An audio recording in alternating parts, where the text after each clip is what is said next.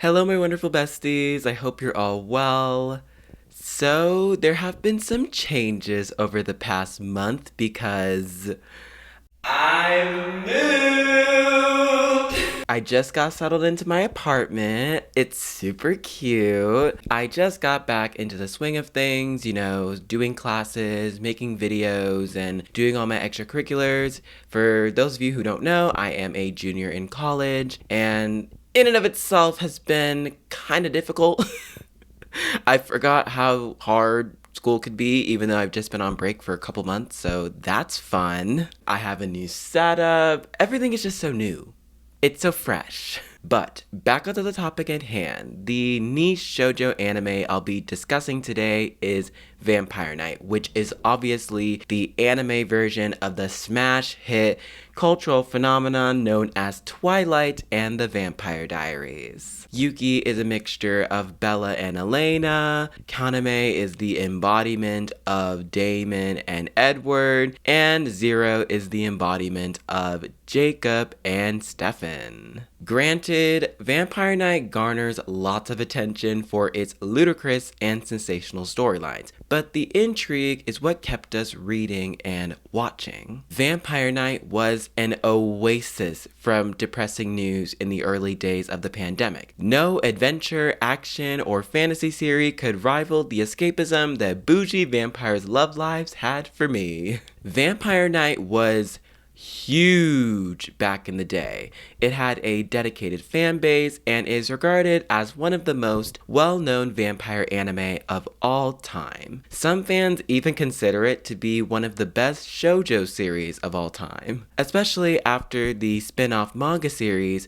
Vampire Knight Memories. And while vampires are out of our reach in terms of our current state of reality, Vampire Knight offers us a taste, and boy, is it sweet. So today we're going to be doing a deep dive into the weirdest anomaly in shoujo history and how it gaslighted us too close to the moon. But before we get into the meat and potatoes, I think it's important to give some background on how influential vampire media was. Because I know a lot of you who watch my channel are quite older than me, so let's travel down memory lane, shall we? It all started in the 17th and 18th centuries, when reports of vampirism began to spread throughout many countries in Western Europe.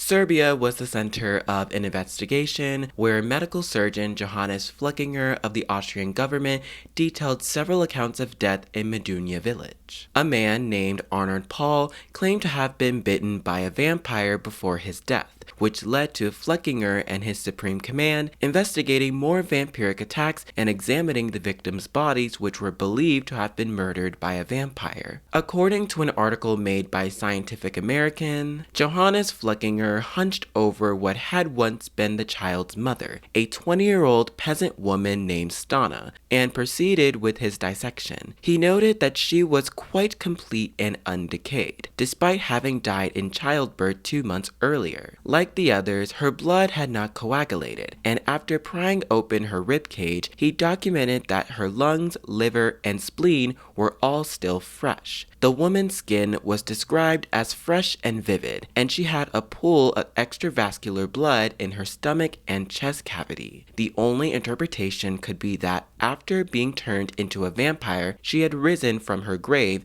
to feast on the blood of the living. Vampires weren't known to too many people, and because of that, Fleckinger's report is revered as one of the most well-documented vampire stories in history. In 1897, the vampire craze rose to prominence when Bram Stoker's book Dracula was published. The story follows Count Dracula, who moves to Transylvania to England to feast on the blood of humans and spread his vampiric curse. The elegant, seductive, tall, and slim man was deemed the most attractive aristocrat of the bunch. However, most Slavic vampires were actually villagers that had become possessed. Stoker utilized concepts from Slavic folklore, from authors such as Polidori and Lev Vanu to produce his dark and gothic tale. Dracula himself bore some resemblance to Lord Ruthven as a predator stalking and feasting from the blood of young women. The act of blood drinking can be interpreted as an allegory for alcoholism, which is directly linked to overindulgence and gluttony, which blurs the lines of consent given to the individual when the vampire wants to suck their blood. Vlad III is a great example of this. So, Dracula had a human form in Vlad III. He was notoriously known for impaling 20,000 Turkish citizens on a wooden stake.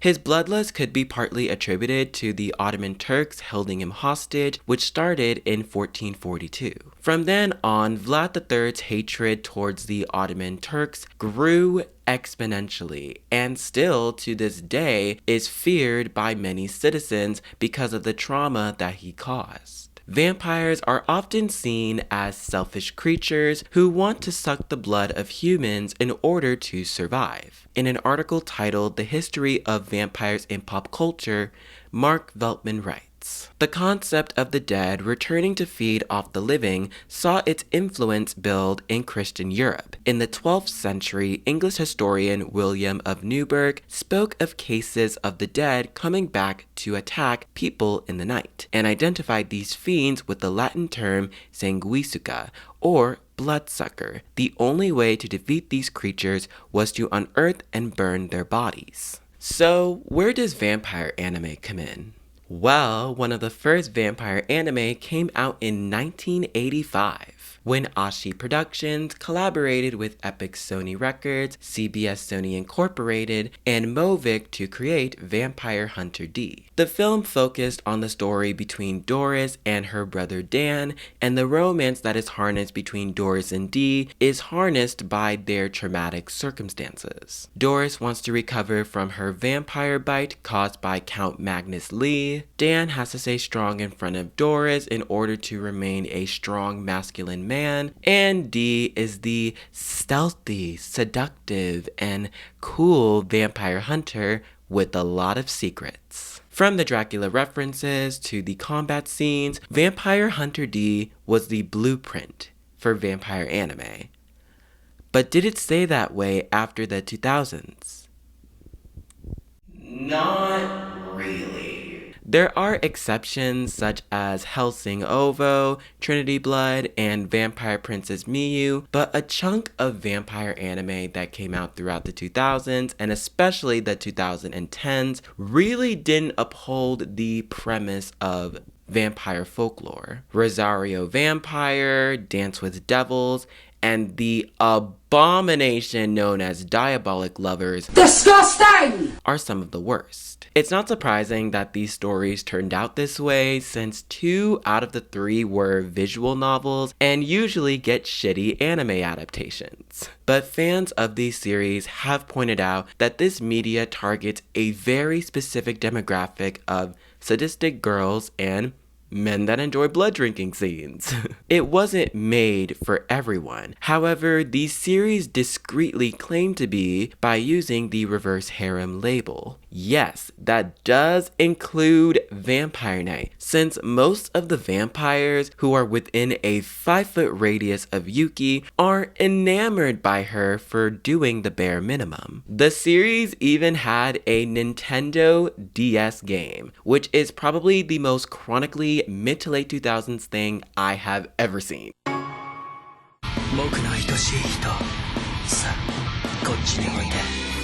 Vlad Love Simulation Game Vampire Night DS 2009年 The bloodthirsty romance drama series follows our protagonist Yuki Cross through her adventures of trying to keep a balance between humans and vampires who attend Cross Academy. One night, 10 years ago in the VK universe, Yuki was pursued by a dangerous vampire who wanted to drink her blood. Kaname swiftly killed the vampire to protect Yuki, and from that day forth, she immediately fell in love with him. Currently, Yuki is fulfilling her role as a disciplinary committee member along with her friend Zero, as the night class congregates with the day class. This is where we meet Kaname again, the face of the night class, and his and Yuki's budding romance starts to blossom. Zero lost his parents to a pure-blood vampire named Shizuka, and headmaster Guyan Cross adopts Zero as his son for him to live a better life. until we come to the shocking realization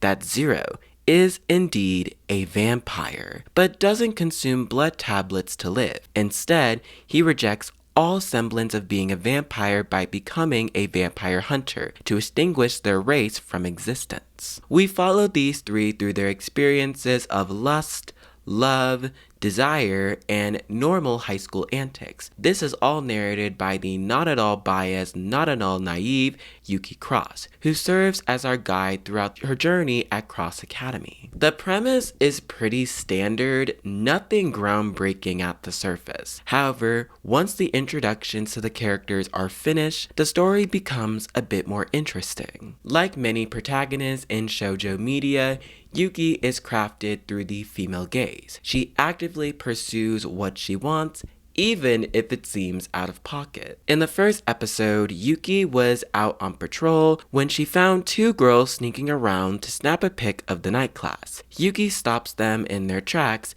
but it's too little, too late. Hanabusa and Akatsuki smell the blood from Yuki's hand, and Hanabusa consumes it. Every vampire is attracted to Yuki's blood because it smells delicious, and this leads to several altercations with the night class. We are interrupted by these altercations with Yuki's voiceover, which conveys her feelings and thoughts in the present moment. The audience learns how Yuki thinks, which unfortunately is a byproduct of perfect character syndrome. She thinks she can solve every problem without consulting others first, especially when it comes to Zero. No matter what the vampires do to her, she will always respond by saying that she is totally fine. Yuki is basically Yui from Diabolic Lovers, except a bit more assertive. アイドル先輩、彼女たちに指一本でも触れたらお仕置き。転んだの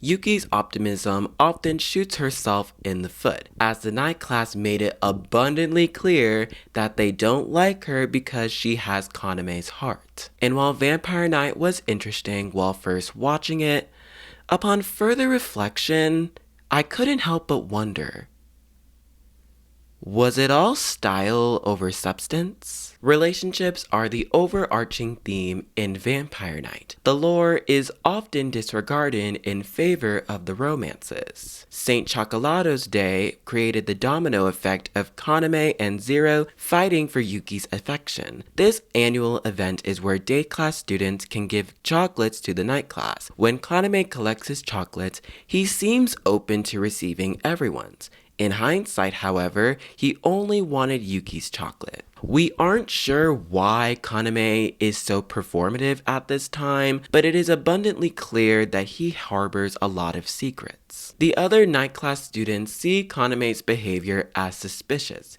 They don't understand why he is giving so much attention to a human girl. Hanabusa in particular is quite territorial when he is around Kaname, as Kaname is not only his leader, but also someone that Hanabusa wants to impress. This is where we run into our second male love interest, Zero. Zero is the embodiment of Sasuke Uchiha from Naruto. He's broody, mopey, and a self-proclaimed loner. He doesn't want to drag others in his problems, especially if it's in regards to his vengeance against vampires. Throughout the first couple of episodes, although he remains by himself, he constantly watches over Yuki and Kaname. Initially, we see this as Zero making sure that Yuki is safe from vampires, since that is what Kaname is. But therein lies the problem with Zero's logic. Zero watching over Yuki anytime she is around the night class is not all that different from how Kaname views Yuki.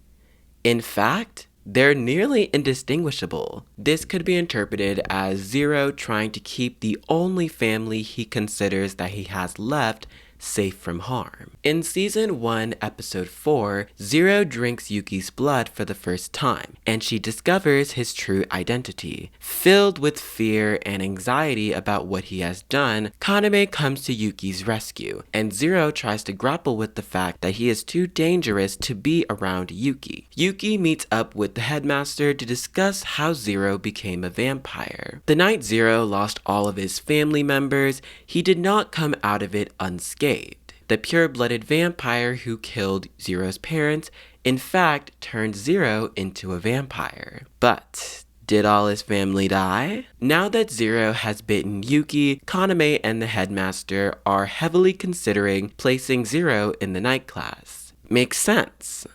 right? In Yuki's mind, this is the worst possible outcome. She believes Zero belongs in the day class because he doesn't associate himself with being a vampire. And while Kaname is reluctant at first, he knows the only way to stay on Yuki's good side is to do what she wants. So he agrees to it. Under one condition. Zero must be placed under a spell in order for him to not get close enough to have Yuki's blood. This only works for about 1 or 2 episodes before Yuki decides that she will let Zero drink her blood.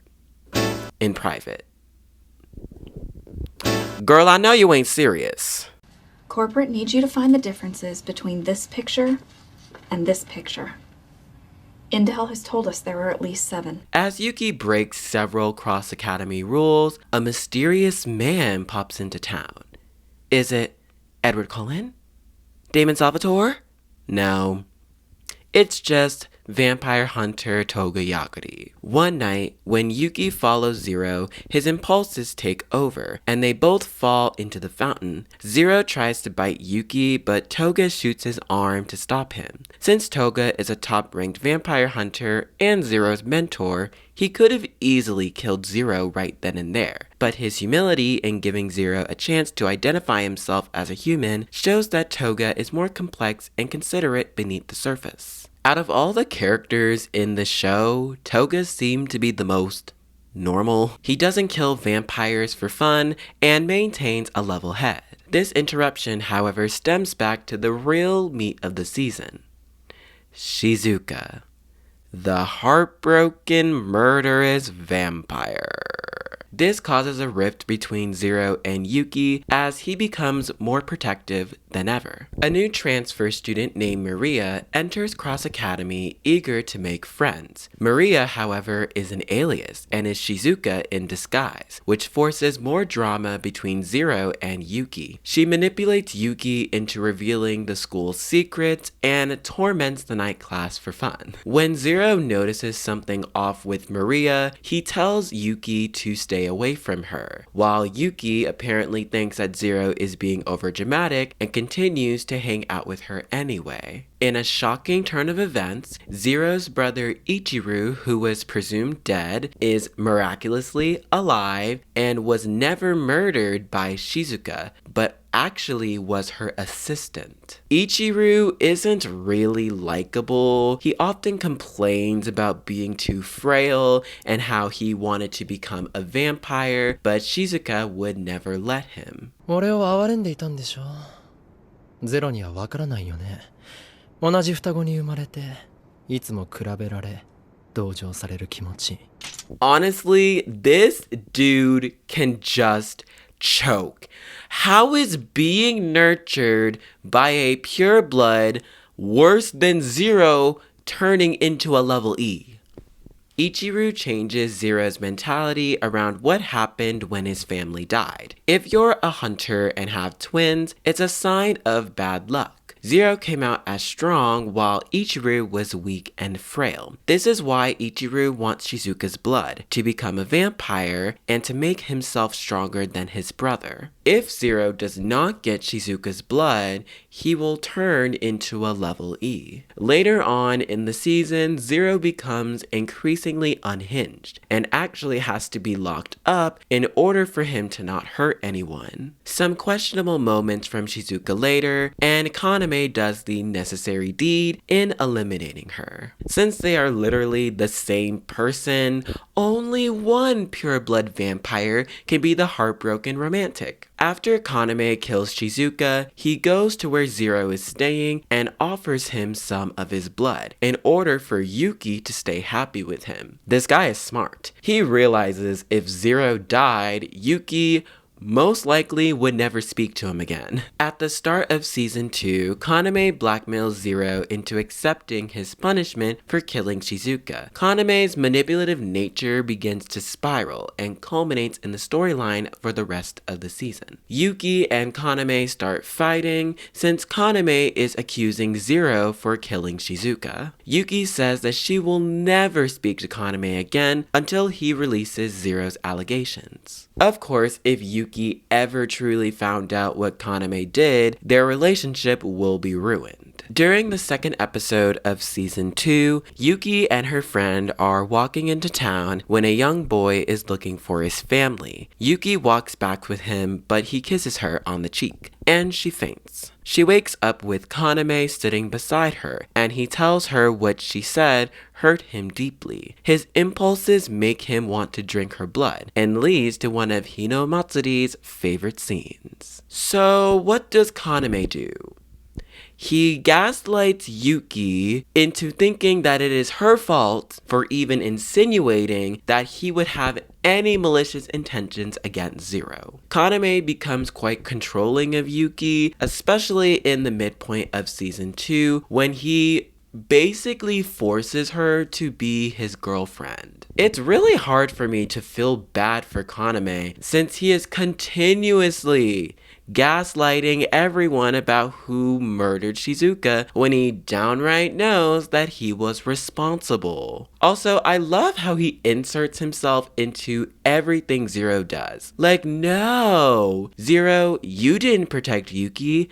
I did, because my blood is running through your veins. The problem with Kaname is that he is the embodiment of a guy with nice guy syndrome. He doesn't realize that he is objectifying Yuki, which is only causing her more pain. In a 2008 LaLa Magazine interview, Matsuri said that before she came up with the idea of putting the story for Vampire Night in a dorm setting, she had thought of making it about the vampires versus the hunters, but it would have been a terribly bloody and messy story, much too violent for LaLa, and was hard to keep drawing on a long run. The publisher was suggesting that lots of really beautiful guys and a school setting would be great. So, in the end, Hino Sensei ended up having the idea of Cross Academy. It is rumored that Hino Matsuri originally had the night class in black, but in fact changed her mind and chose the night class to wear white, because it showed them as more regal and sophisticated. In a Shojo Beat interview, Matsuri noted that everyone is supposed to have finished high school level education before starting the night class. Students receive lectures of various subjects first, select the subjects that they want to further study, and submit their selections to their class leader, who then passes the request to the academy. When considering this, the Vampire Society follows a similar structure to that of humans, making the line between morality, immorality, human, and vampire blurred. The aristocrat vampires are a successful formula of male fan service. They don't have the weaknesses of regular vampires. The sunlight won't kill them. To become a vampire, a pureblood must drink your blood. And that's it. Keeping this in mind, Kaname can essentially turn any human into a vampire. Now, let's introduce the vampires to you guys. The first student we have is Hanabusa Aido, who, as I mentioned earlier, is a Kaname stan. He torments Yuki to find out why she has his heart. He literally freezes her to death just for her to talk. And overall, his whole thing is that he was good looking. And that was kind of it. And the next vampire we have is Katsuki Kane, who is on the more reserved side, but does have a lot of backbone when he needs to speak up for something. And the next vampire we have is Rika Soen, whose entire personality trait is that she loves Kaname. She seemed like a really nice girl, but she did not shut up about how much she loved Kaname. She is quite jealous of Yuki, like a lot of the vampires, because she has his attention. But in reality, Ruka should have ended up with Akatsuki.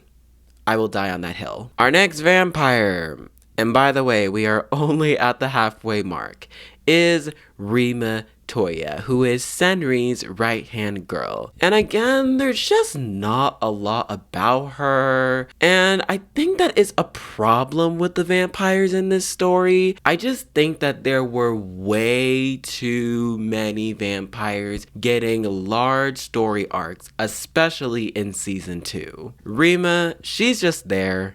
She's filler. Next up is my king, my everything, Mr. Takuma Ichijo, and honestly, he is the best thing that came from this series. Absolutely amazing. Talented, brilliant, incredible, amazing, show-stopping, spectacular, never the same, totally unique. He's also one of the stronger aristocrats in terms of combat in Cross Academy. Finally, we have Senri Shichiji, our resident soft boy who plays a bigger role in season 2. A big plot point during this season is that Raido Goran, who is Senri's father, is revealed to be the main antagonist, who is a real piece of work. The child that Yuki took to his parents was actually Raido in disguise, and Raido was inside of the child's body. Raido being the main antagonist of the show came out of left field. With Shizuka, it made a lot more sense since she is not only directly tied to Zero, but also the person that caused him his emotional and physical trauma. Raido's introduction was awkward because Senri was never introduced as an integral part of the story. Raido is the brother of Yuki's parents, and he wants to wreak havoc because he wants to kill Yuki. His motivations are all over the place. He killed Yuki's parents, which are his siblings.